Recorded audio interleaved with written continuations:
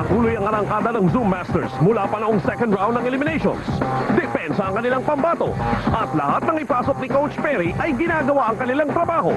Hindi na nga sila nagsayang ng oras sa pag-eliminate sa San Miguel sa quarterfinals noong nakaraang linggo. Kung di na madali ang pagpasok ng Shell dito sa semis, ang Barangay Ginebra naman ay sa butas pa ng karayom dumaan para makaabot dito. Never say die talaga ang Gin Kings. Sa drama nitong Miyerkules, 19 na puntos ang nilamang ng Mobiline sa first half. Sa huling 2 segundo ng laro, lamang naman ang Mobiline ng 1 puntos. Ginulantang ni David ang Goliath na Mobiline. So napakita, Valdavid has it. Valdavid spins, fires. Ano yan? Will that count? Teka muna. Check muna natin kung counted ang tira, ha? Valdavid. Oh, it will count! The referee said it will count! Yes, that's official! And this is the biggest comeback of any team sa history nitong McDonald's PBA All-Filipino Cup. Ngayon ay patutunayan ng Ginebra na hindi tsamba ang panalong yun kung papayag ang Shell. Ito po ang Game 1. Our second game tonight features Formula Shell against Barangay Ginebra. And now the starting lineups. First 5 for Formula Shell, Super Unleaded. At guard, number 30, Jerry S. Plana. At guard, number 4, Noy Castillo. At center, number 33, Victor Pablo. At forward, number 3, Chris Jackson. And at forward, number 14, Benji Paras. Head coach, Pedro Quillo. Assistant coach is Joey Guanyo. And now, the first 5 for Barangay Ginebra. At guard, number 1, Val David. At guard, number 3, Elma Lago. At center, number 13, Marlu Aquino. At forward, number 18, Wilmer Ong. And at forward, number 6, Noli Locsin. Head coach, Rita Salazar. Assistant coaches, Alan Tydick. Your officials for this game are Benji Chua, Luis Cruz, Mario Montero, and Jude Lanzal. This game is being presented under supervision and regulation of the Games Interview Alright mga Board. kaibigan, yan po ang mga starting unit ng dalawang kumpanahan Formula Shell with Jerry Estrada, Noy Castillo, Vic Pablo, Benji Paras, and Chris Jackson, while Barangay Ginebra will start off with Val David, Elmer Lago, Marlo Aquino, Noli Locsin, and Wilmer Ong. Well, nakakatulong yung pasok ni Wilmer Ong sa starting 5 lineup yan dahil lumalaki ang team nila at saka parang lumalaro ng small forward si Noli Locsin. And usually, ang matchup niya maganda. Pero talagang dito, babantayan talaga ni Chris Jackson si Noli Locsin. Samantala, unang possession para sa Barangay Ginebra, Val David at the point guard slot. Lumabas bigla si Elmer Lago and the quick jumper, wala. Again, Benji Paras lording it over the boards para sa Formula Shell Zoom Masters. Jerry Esplana nakakita ng puwang pero merong traveling violation. He hesitated a bit. Meron na siyang opening doon. Kanya lang nakita niya, bigla siyang kinuyog ng mga nakaputi. Alam niya may malilibre, binigay niya kay Benji Paras, but he was called for the traveling violation. So no scores pa dito with the first minute going by here. Ito naman si Castillo at saka si Lago, parehong shooters ang nagmamatchup. Oo. Samantala, narito si Noli Locsin. Noli Locsin has certainly stepped up a degree or maybe more sa pagpasok dito sa mga matataas ng baitang ng ating McDonald's PBA All-Filipino Cup. Pagpasok sa quarterfinals at then dito sa semis.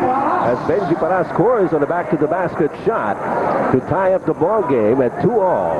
Well, hindi nagpakita doon ng double team ang Barangay Ginebra. So, winanon-one na talaga ni Benji Paras itong si Wilmer Ong sa low post area. Samantala, Noli Locsin, inabot kay Val David, got a pick from Noli. That's a PLDT long distance shot from the flat. With all respect to Pido Harencio's shootings on the three-point territory, Val David is the best three-point shooter in this league right now, no? I mean, yung talagang percentage niya, no? Totoo yan. Samantala, Noy Castillo trying to retaliate, pero hindi pumasok ang tira. Still a three-point lead para sa Barangay Ginebra, and they have an opportunity to increase that in this particular offensive pattern. Narito si Noli Locsin against Chris Jackson. Locsin tried to inch his way closer to the painted area pero merong illegal defense na tatawagin sa Formula Shell. Kasamang Ed, kung tinignan mo yung play na yun, dinahandahan ni Noli Locsin. Hindi siya umatake kagad. Gusto niya ipakita sa referee kung ano nangyayari sa weak side para matawagan ng illegal defense. Malaking puhunan yun as you go along the game. Yun kumbaga calculated risk na ginagawa ni Noli Locsin kanina. Samantala, Marlo Aquino working against Benji Paras, hands to kick it out. Inside now to Noli Locsin. Pinaykan niya si Benji Paras. Off-balance shot. Tabitawan ni Wilmer Ong. Nakuha naman ni Benji Paras. Binigay kay Jerry Esplana. Vic Pablo against Elmer Lago.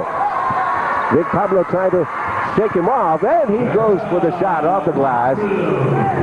Ay yan ang sinasabi sa inyo, almost always they love to play a one-on-one. They try to find the guy that they want to go to one-on-one. Pag nag-double team ka, doon sila magpapasaan, maglilipatan ng bola. Kundi, talaga siya natitira nun. Samantala, yung kalamangan ng Barangay Ginebra ay naibaba na po to just 1 point tight pass. Natapik ni Benji Paras. Benji Paras, nakita si Jerry Esplana, he's all alone. At lalamang na rito ang Formula Shell by 1 at 6-5. Points of the turnover, that was a steal. Easy layup on one end. Shell with a 4-0 run. 8 minutes, 40 seconds left sa first quarter. Wilbur Ong na nakatingin kay Marlo Aquino, and Benji Paras again trying to steal off Marlo. And a foul will be called on Benji Paras. Alam natin na bago pa lamang na nag-uumpisa ang karir nitong si Benji Paras dito sa PBA, naging parang Waterloo na niya yan, ano ha? Yung picking up early fouls. But that time, a good tap by Benji Paras, picked up by Jerry Esplana. Esplana to Noy Castillo for the open shot. Not there. Bal David para sa rebound. Bal David sinusundan ni Jerry Esplana, and Bal wants to set it up. Dumarating pa lamang si Marlo Aquino. Wilbur Ong playing the outside. At talaga pinahihirapan ni Chris Jackson na makatanggap ito si Noli Locsin. Very risky rin yung kanyang depensa na half fronting dahil pag nakalusot ang pasa niya, makaka-layup si Noli Locsin. But he took the gamble. 8 seconds left on their shot clock for Ginebra. Malayo. Ito si Elmer Lago trying to get closer on the run. Misses the shot. At si Benji Paras na naman ang namayani sa rebound situation. Narito si Jerry Esplana back to Benji Paras with the open shot. Yes. She's just plain good percentage shooting.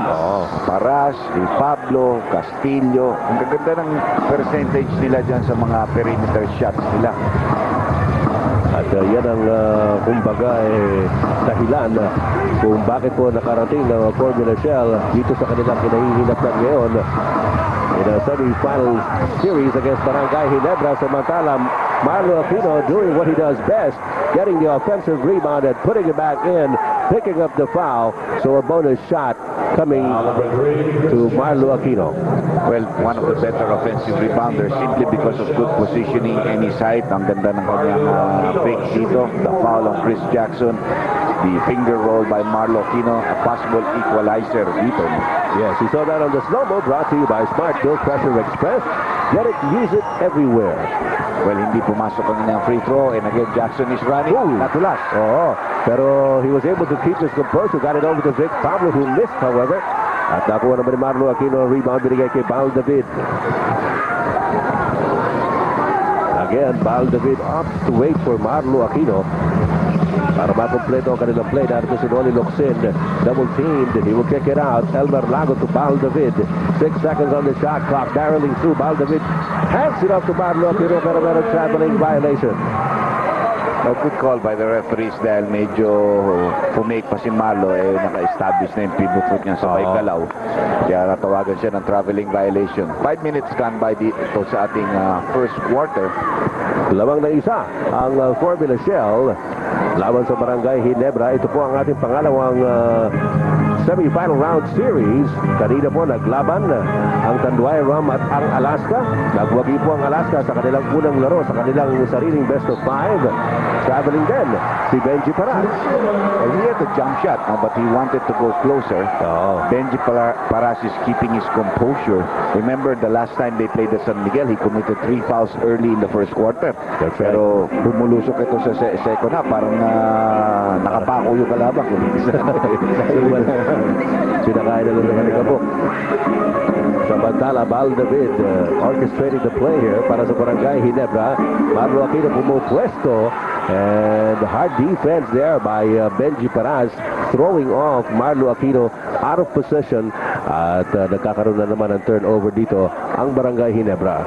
20 turnovers ang average ng Ginebra dito compared to 16 for the Formula Shell team.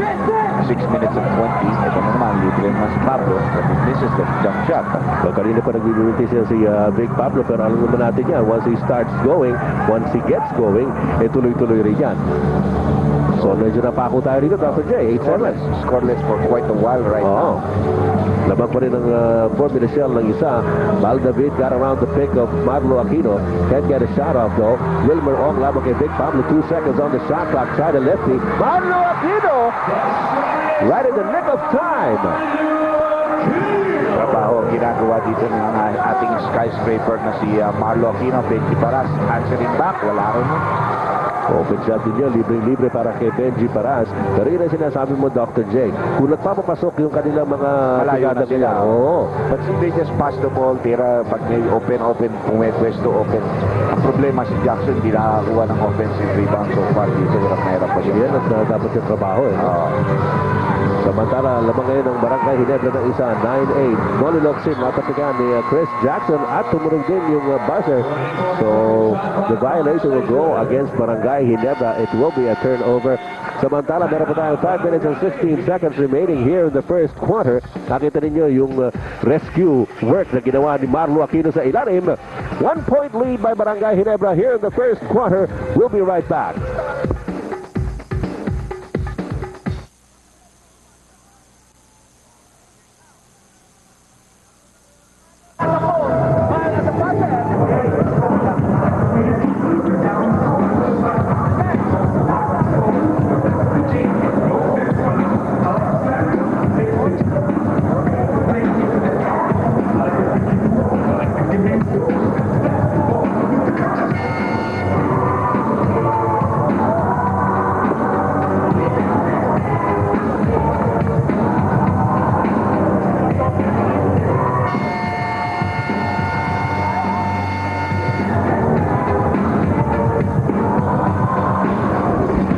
Mga kaibigan, hindi na natin pinagtatakhan itong dami ng tao na parati pong dalo. Bawat may laro po ng PBA sapagkat talaga namang napakaganda ng mga labanan. At ito, isa pa itong labanan ng Barangay Ginebra at Formula Shell best of 5 in the semi-final round for the right to get into the championship round. Lamang ang Ginebra ng isa, 9-8, but not for long as Big Pablo scores on an under-goal stab. Hindi madaling tira yun dahil inabangan na ni Marlo yun, so he had to go into the reverse very quickly. 1-point lead here for the Formula Shell team. Samantala, Marlo Aquino nilabas kay Bal David. Elmer Lago looking at Wilmer Ong against Big Pablo. He muscles his way inside but he loses possession. Naibigay niya kay Marlo Aquino and he will be called for another traveling violation. Mahirap umatake with Wilmer Ong as your focal point dahil he's not a very strong offensive player at the post, no? Pag dinipensa mo ng konti, he doesn't have a lot of moves kaya nga nagkakaroon sila ng turnovers and Barangay Ginebra already has 6 in this first quarter. Napakarami yan. Samantala, Big Pablo missing from the outside again. At walang tao doon para sa rebound for Formula Shell. 10-9 ang ating score. Lamang ng isa. Ito mga bataan ni Coach Perry Ronquillo. Marlo Aquino posting up against Benji Paras. There's a double team by Big Pablo. Naghaharap ngayon na papapasahan na labas kay Elmer Lago. Lago off to Noli Locsin. Locsin against Big Pablo. Biglang tumira si Noli Locsin from top of the key. 3-point shot. Wala siya pa rin nakakuha ng rebound. Binigay kay Marlo Aquino na bitawan. And we see the referee signaling a foul here. Got to be number 6. Foul number 6. Noli Locsin. His first foul. First team foul by Unang personal foul po yan para kay Noli Locsin. At unang team foul din yan ng Barangay Ginebra. Ang Formula Shell meron dalawa sa kasalukuyan with 3 minutes and 53 seconds remaining in the first period. Benji Baras pumaposte against Wilmer Ong. Benji Baras sumaksak sa loob. He gets open, pero medyo malakas ang tira. Albert Lago for the rebound. Maraming mintis dito ang Formula Shell. They've had the shots, but they just cannot put it down. Pero ang importante, sabi mo nga, kung maintain nila ang mataas na percentage from the floor, itong Formula Shell, maganda hinaharap nito. Pero pag hindi nagpapasok ang tira niyan, at nandiyan dyan yung Barangay Ginebra ready to pounce on them, delikading. Well, Ginebra, parang nagpapakita na sila that they're very patient. They're willing to wait and bide their time. That's right. Ito, Baldavid with 2 seconds on the shot clock. Missed the shot. Narito si Jerry Esplana streaking into the front court. Pero nahuhuli yung kanyang mga kasama. And he tries to wait for them and now launches the attack. Pero merong foul na nakita ang Baldavid. Una personal foul din yan ni Baldavid. Of course, sariwang-sariwa pa sa mga isipan ng ating mga kababayan. Yung kanyang dramatic na naman end game buzzer-beating shot to put Barangay Ginebra in the semi-final round. Or binibiro ko nga siya kanina. As you take a look at Pablo, one-on-one.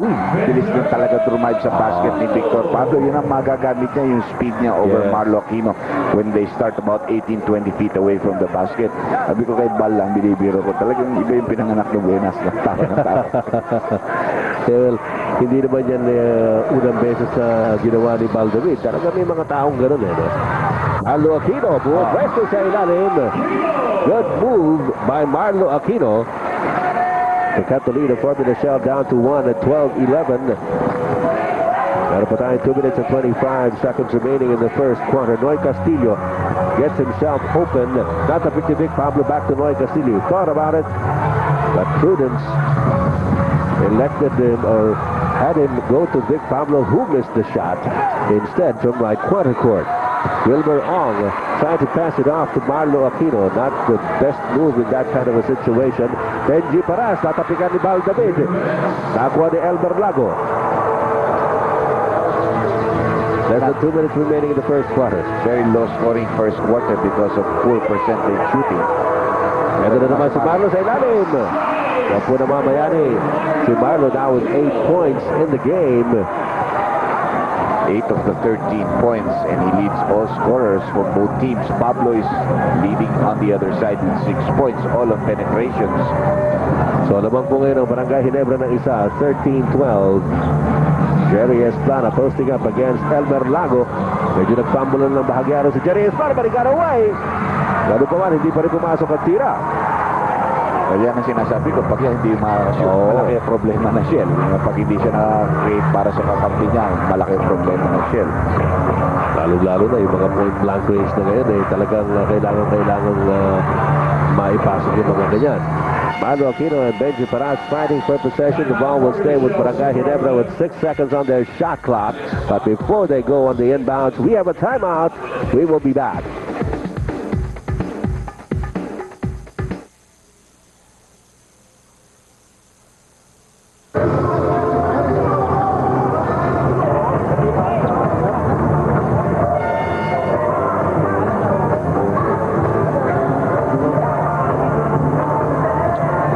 Back into the game with Dunkin' Donuts. Sounds good. Tastes even better. Muli po nagpupugay ang PBA semi-final round ng McDonald's PBA All-Filipino Cup. Marami tayong mga bisita rito. Si Ambassador Danding at ang kanyang kapatid na si Henry Coanco at si Manny Viray. Nandiyan po nanonood at bibigay suporta sa Barangay Ginebra as Johnny Escobar has just come into the ballgame, misses on a reverse layup. Yung pa naman ang favorite shot ni Jolly Escobar, who played most of his active years with Formula Shell. That's right. Ay si Benji Paras, ang lapit na yan. Di pa rin makashoot ang Formula Shell. They're struggling with their shots tonight. Pero pa man, isang puntos lamang ang kalamangan itong Barangay Ginebra at 13-12. 36 segundos na po na nalabi. Dito sa ating first quarter, Marlo Aquino continues to puncture the hoop. Muusok ang laro dito ni Marlo. Offensively, already just 10 points, no? Yung mga rebound pa, yung mga ibang ginagawa ni Marlo. Noy Castillo decides to get it over to Jay Mendoza. Papasok lamang ito si Jay Mendoza. Alam natin, pagdating sa intensity, isa yan sa pinaka-intense na mga player dito sa liga. Bumalasa ng konti, pinalitan si Victor Pablo. Ito naman si Marlo. Maliit yan, sabi ni Marlo, throw the hook. Pero lumabas. Medyo malakas yung tirang yun ni Marlo Aquino. Ginebra still on top by one, and Jerry Esplana trying to beat the buzzer is not successful. At pagtatapos po, sa pagtatapos ng ating unang yugto in the first quarter.